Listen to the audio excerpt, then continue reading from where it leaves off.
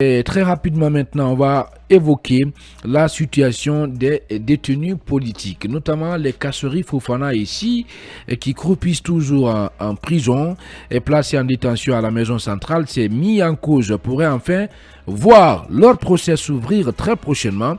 En tout cas, c'est le procureur spécial, après la Cour de répression des infractions économiques et financières qu'il a annoncé donc cette semaine au micro Idrissa Somparé de nos confrères de la télévision nationale. Est-ce qu'il faut nourrir cet espoir-là, caresser cet espoir de voir enfin un procès organisé de façon équitable voilà, qui pourrait aboutir soit sur la libération de façon définitive de Kassory et ses co-accusés ou sur ou la prolongation de leur détention. Son micro. Oui, le micro, hein, voilà.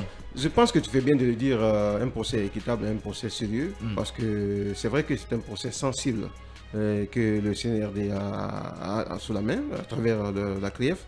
Évidemment, il y a très longtemps que chacun demande à ce que justice soit faite, puisqu'on ne peut pas garder des acteurs de premier plan qui ont quand même eu des moments de décision dans ce pays, on va dire dans les urnes, sans pour pouvoir au moins faire avancer le dossier.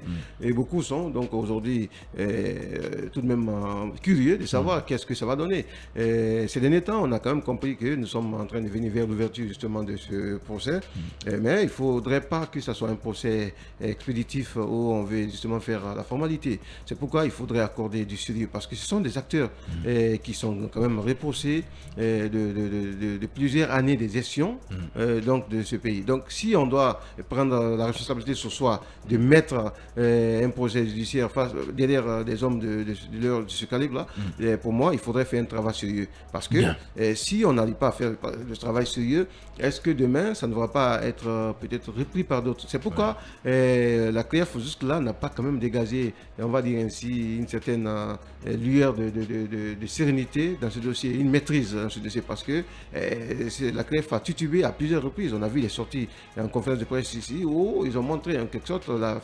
légèreté un peu donc des éléments qui pouvaient en tout cas sous-tendre la démarche qu'ils sont en train de faire. Parce qu'on a plusieurs fois repoussé on va dire, les décisions judiciaires, parce qu'on a évoqué on va dire, des idées qui ne tiennent pas.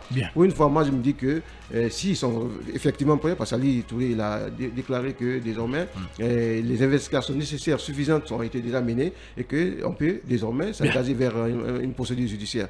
Ce n'est qu'une bonne chose si on parvient à le faire, parce qu'il ne peut pas rester éternellement en prison sans que l'action judiciaire ne soit quand même poussée vers le procès.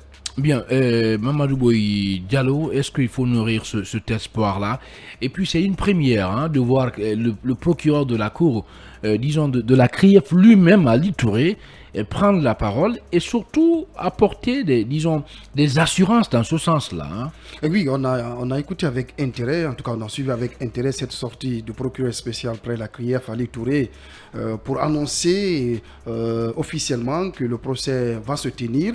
Alors, il fait cette annonce après que des investigations ont été menées ça et là pour pouvoir, n'est-ce pas, réunir suffisamment de preuves contre ces personnalités en prison. Alors, dans des ordonnances, en tout cas, des ordonnances de renvoi ont été émises les 30 et 31 janvier à l'endroit de la chambre de jugement de la CRIEF pour que le procès s'ouvre. Je pense que c'était le vœu à la fois des conseils des Kassory et compagnons en prison, mais aussi de l'ensemble de l'opinion. Sauf qu'il pose des conditions maintenant pour participer au procès. Conditions ou pas, l'essentiel, je pense que l'essentiel c'est d'aller au procès. Tu fais bien de le rappeler, c'est parce que c'est vrai que vendredi dernier, les avocats de Kassory et les autres détenus ont tenu une conférence de presse dans laquelle ils ont quand même soulevé des conditionnalités pour pouvoir aller au procès. Mais je pense que le mieux aujourd'hui et le plus important, c'est d'aller à ce procès. Puisque c'est des personnalités qui, depuis avril 2022, sont en prison.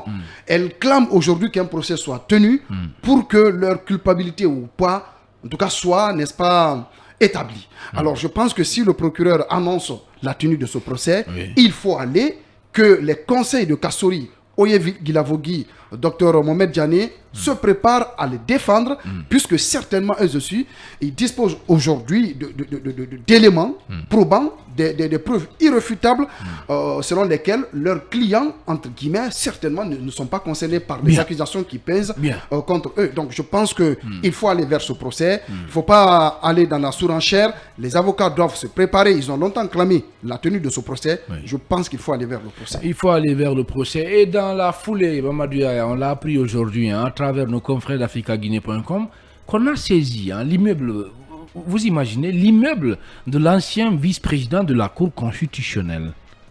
Oui, c'est dans le cadre des enquêtes que nous avons reçues. Comme l'a dit Boyi, je pense que maintenant, la CRIEF peut se targuer d'avoir réuni des preuves, mais on attend l'ouverture du procès pour voir ces preuves exhibées au peuple de Guinée, pour établir la culpabilité de ces accusés. Vous doutez? C'est pas moi. Non, mais c'est une question que je vous pose. Oui, c'est vrai, c'est des présumés coupables, on le sait. Alors, ce qui est plus important, c'est qu'il y a même un flou. Lorsqu'on dit le procès va s'ouvrir très prochainement, il y a un flou, il faut une date précise, même si ça peut prendre du temps, ou si la date peut paraître un peu longue, mais il faut quand même une date. On ne peut pas rester à garder le flou comme ça, à dire oui, très prochainement, mais c'est imprécis. Le droit, c'est la précision. On veut de la précision, parce que c'est comme ça que ça fonctionne, que ça marche. Alors, il y a un aspect sur lequel je voudrais revenir. C'est sur la demande des avocats, de M. Kassori et compagnie, qu'ils ont introduite au niveau de la Cour suprême pour les demandes de mise à liberté provisoire de leurs clients. Mais la Cour constitutionnelle, la Cour suprême, n'a pas daigné répondre. Je pense que ce n'est pas digne. Lorsqu'on vous saisit en tant qu'institution, le minimum que vous pouvez faire, c'est quand même de rendre une décision ou un arrêt. C'est aussi simple que ça. Les institutions sont faites pour fonctionner, mais si dans notre pays, tout dépendra de l'humeur de celui qui est à la tête de l'institution, si on veut, il n'y a pas une contrainte, il n'y a pas un délai. Ça, tout dépend de l'humeur. Je pense que ce n'est pas sérieux pour une institution aussi prestigieuse que la Cour suprême. Le Toubab, Mamadou Yaya Baldé, pendant qu'il est 21h passé de 46 minutes ici à Conakry, également à Falesade, c'est dans la préfecture de Dubrika, à Faloulaya, Sugeta, Mamia, Tunifili, Kolisoro et à Tomato chez Mamadou Touré dans la préfecture de Bofa. Eh bien, on va partir à présent avec notre invité et c'est au compte de la rubrique à bâton rompu.